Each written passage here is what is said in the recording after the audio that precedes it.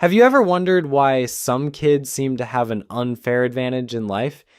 Maybe you've noticed that certain classmates always had the coolest gadgets, went on the best vacations, and somehow landed amazing opportunities that felt completely out of reach for everyone else. Well, here's the thing that might surprise you.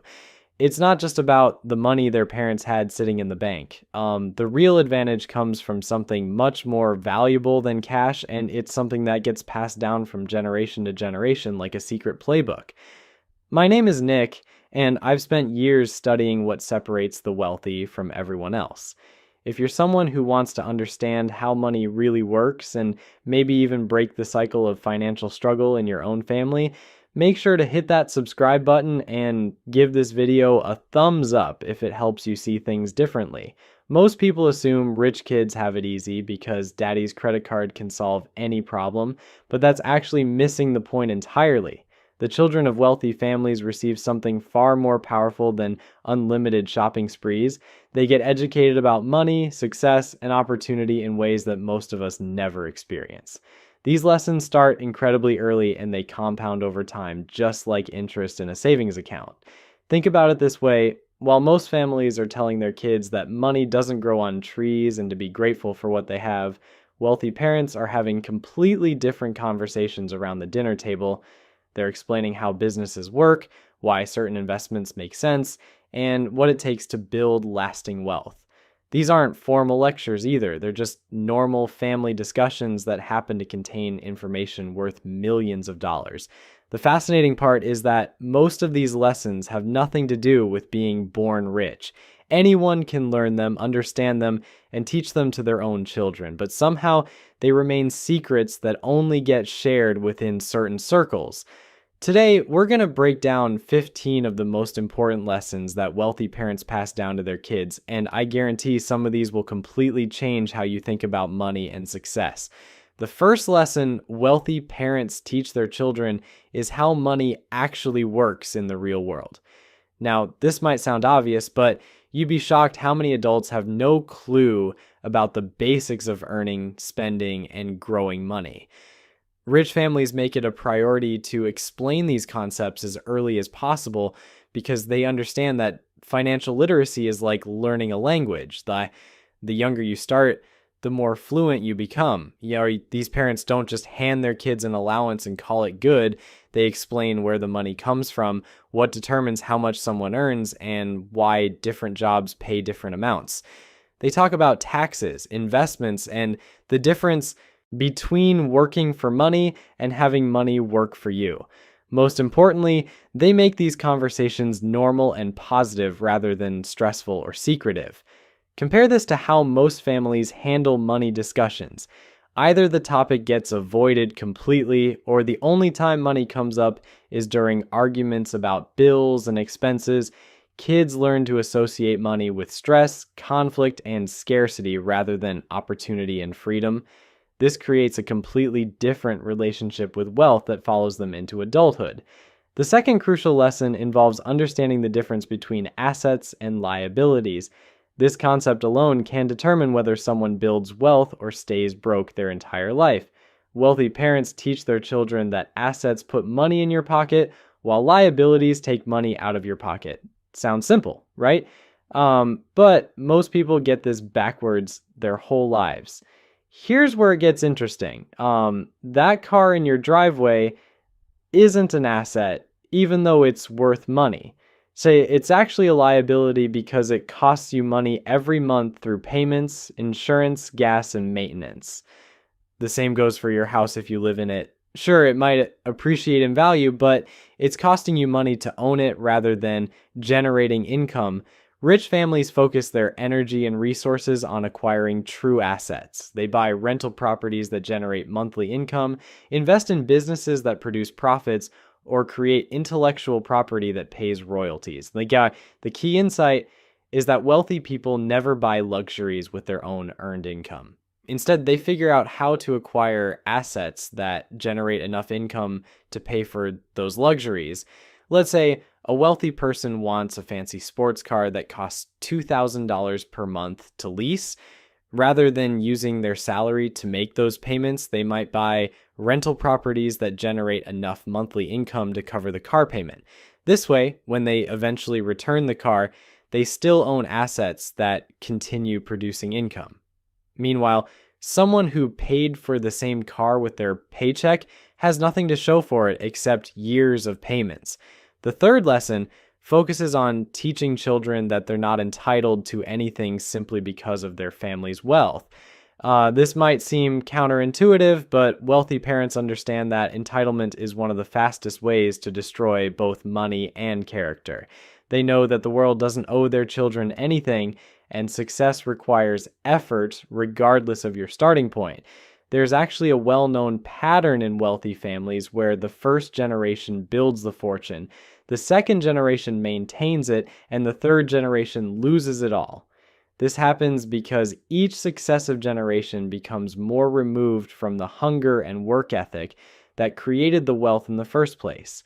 Smart, wealthy parents recognize this danger and actively work to prevent it.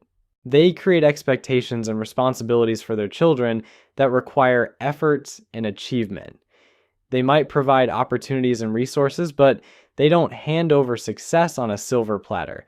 The goal is to give kids the tools and knowledge they need while still requiring them to develop their own skills and work ethic. The fourth lesson involves teaching children how to connect with other people effectively. You might think this is just about being polite and making friends, but wealthy parents understand that relationships are the foundation of almost every opportunity in life. They invest heavily in socializing their children from a very early age because they know the compounding effects of strong social skills. When a child learns how to communicate well, make others feel comfortable, and build genuine connections, doors start opening throughout their life. Teachers treat them better, which leads to better educational outcomes. Other parents want to include them in activities and opportunities. As they grow older, they develop networks of relationships that create business opportunities, career advancement, and access to information that others never receive. This isn't about teaching kids to be fake or manipulative. It's about helping them develop genuine social intelligence and the ability to add value to other people's lives. When you can make others feel heard, understood, and appreciated, they naturally want to help you succeed. The fifth lesson shifts focus from cutting expenses to increasing income. Most families teach their children to be frugal, save money, and avoid unnecessary purchases. While these aren't bad habits, wealthy families approach money from a completely different angle. They teach their kids to focus on earning more rather than spending less. This creates a fundamentally different mindset about money and opportunity. Instead of looking for ways to cut the grocery budget by $20, wealthy people look for ways to increase their monthly income by $2,000. They understand that there's a limit to how much you can reduce expenses, but there's virtually no limit to how much you can increase your earning potential. This approach requires completely different thinking patterns. Poor families might stress about whether they can afford a $5 coffee, while wealthy families are busy figuring out how to generate an extra $500 this week. It's not that rich people don't care about money. They care about it so much that they refuse to waste mental energy on small expenses when they could be using that same brain power to create significant income increases. The sixth lesson revolves around building daily habits that create massive advantages over time. Wealthy parents understand that success isn't about making one perfect decision. It's about making slightly better decisions consistently for years and years. They teach their children how to identify beneficial habits and then stick with them long enough for the magic to happen. Most people underestimate the power of habits because the results aren't immediately visible. If you start reading for 30 minutes every day, you won't feel smarter tomorrow. If you begin exercising regularly, you won't look like a fitness model next week. But compound these small actions over months and years, and the results become absolutely transformative. Rich families use this understanding to their advantage in every area of life. They create habits around learning, networking, physical fitness, and financial management. They understand that habits are essentially automated success systems that require willpower to establish but run on autopilot once they're in place. The seventh lesson involves completely reframing how children think about money itself. While most families treat money as either evil or scarce, wealthy parents teach their kids that money is simply a tool. Nothing more, nothing less. It's not good or bad any more than a hammer is good or bad. The value comes from how you choose to use it. This might sound like a small distinction, but it creates dramatically different relationships with wealth. When you view money as a tool, you can think clearly about how to acquire it and deploy it effectively. When you view money as somehow morally charged, you create internal conflicts that sabotage your financial success. Think about how many people you know who feel guilty about wanting more money, or who believe that wealthy people must have done something wrong to accumulate their wealth. These beliefs create psychological barriers that prevent people from taking the actions necessary to build wealth. They'll unconsciously sabotage opportunities because deep down, they don't believe they deserve financial success. The eighth lesson focuses on developing long-term thinking patterns rather than seeking immediate gratification. Wealthy parents teach their children to think in decades rather than days or months. This completely changes how you evaluate opportunities and make decisions about your time and energy. Most people dramatically overestimate what they can accomplish in 1 year and massively underestimate what they can achieve in 10 years. This leads to constant frustration and giving up on goals that were actually achievable with more realistic timelines. Rich families help their children develop patience and persistence by setting appropriate expectations about how long meaningful success actually takes. When you're thinking in 10 or 20-year time horizons, you make completely different choices about education, career development, and relationship building. You're willing to invest time and energy in activities that might not pay off for years because you understand that the biggest rewards require the longest timelines.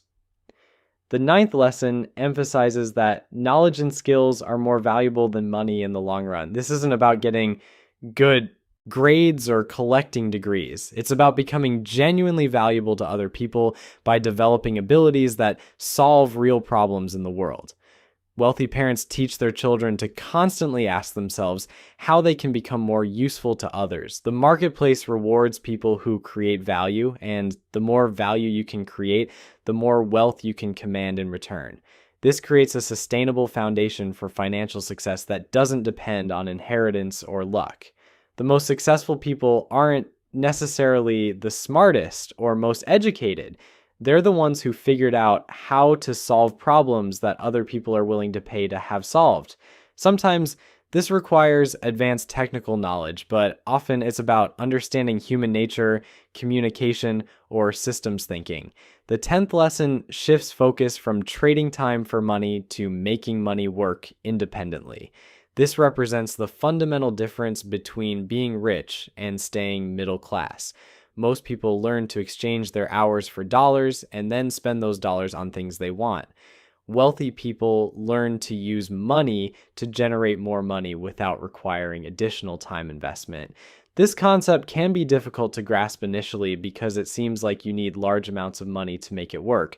But wealthy parents teach their children that it's about developing the mindset and skills rather than having a specific dollar amount. You can start practicing these principles with small amounts while you're building toward larger investments.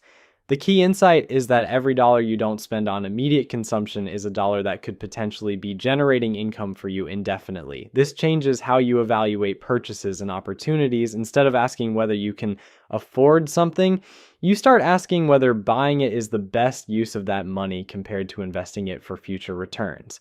The 11th lesson involves understanding that solving bigger problems leads to bigger rewards. Wealthy parents teach their children to look for challenges that affect large numbers of people or create significant value for others. The size of the problem you solve directly correlates to the amount of money you can earn from solving it.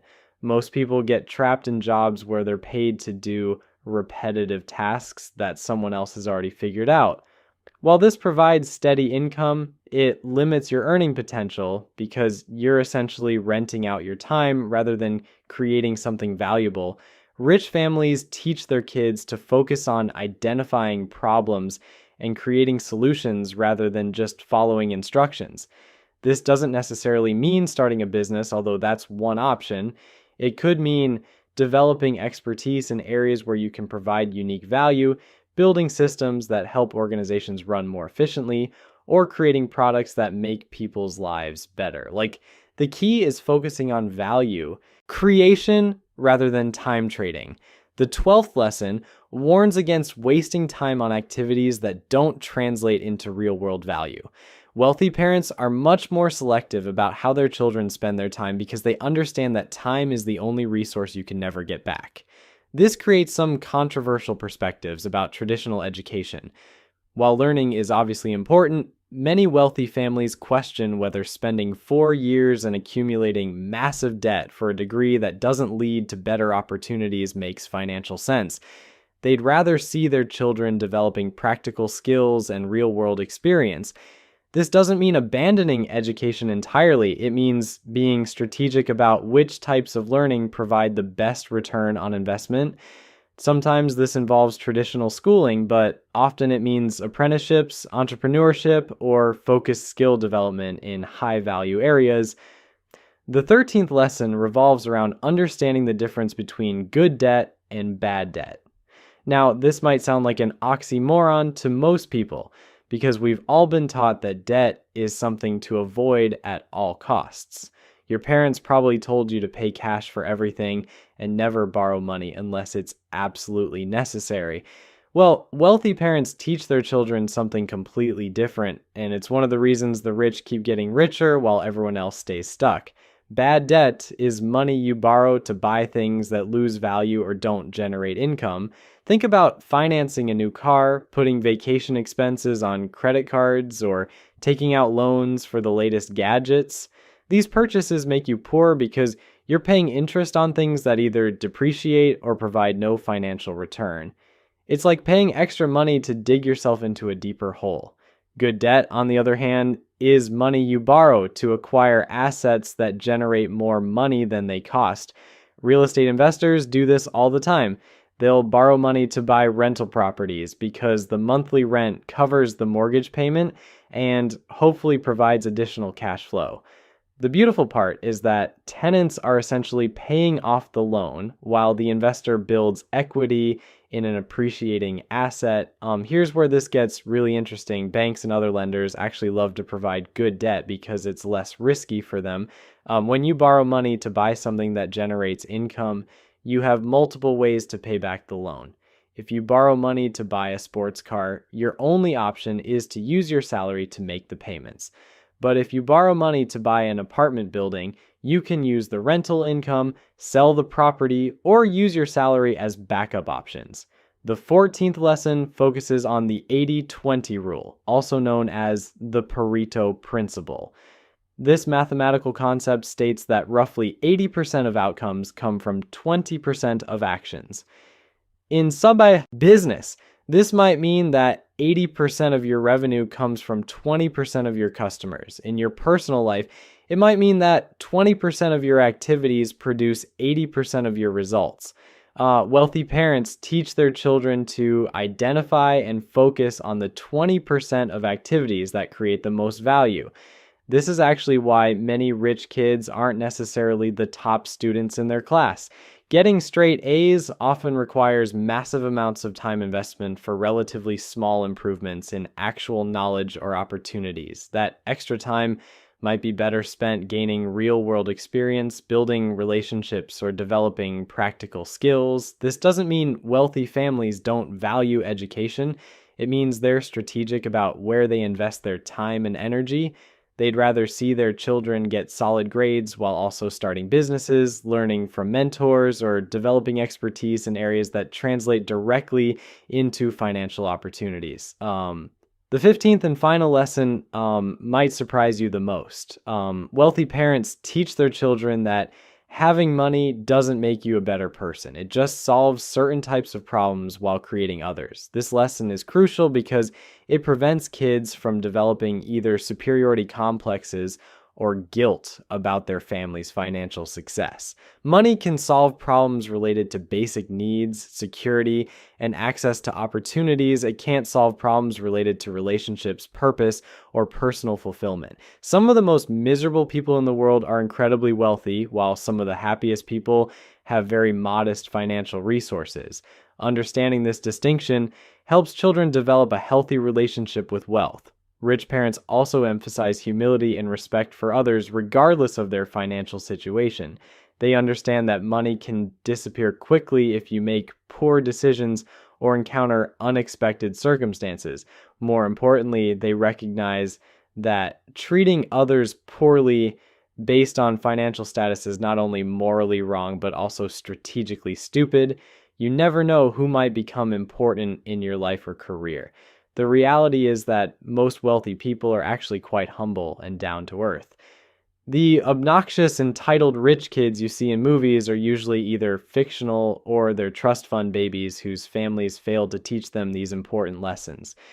People who built their own wealth understand the value of hard work, relationships, and treating others with respect. So there you have it, 15 lessons that separate the wealthy from everyone else. The beautiful irony is that none of these require a trust fund to implement. They just require a willingness to think differently about money, time, and opportunity. Whether you're broke or well off right now doesn't matter nearly as much as whether you're willing to start teaching these principles to yourself and the people you care about. Because at the end of the day, the best inheritance you can leave isn't money. It's the knowledge of how to create it. Now stop making excuses and start making changes.